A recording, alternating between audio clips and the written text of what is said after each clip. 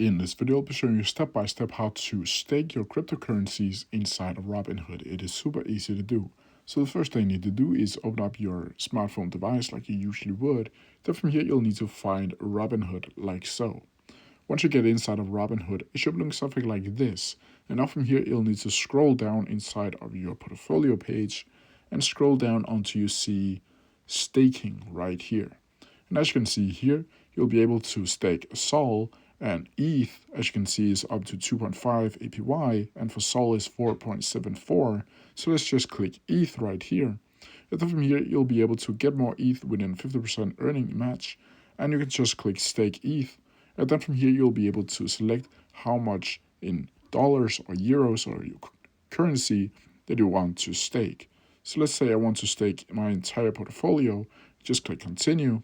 And then from here, I'll be able to see my estimated APY, my estimated time to stake, and estimated time to unstake.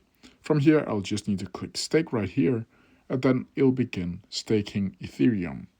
But that's how I do it. If you have any questions about it, please leave them down in the comment section below, and I'll try my best to answer them as quickly as possible. See ya!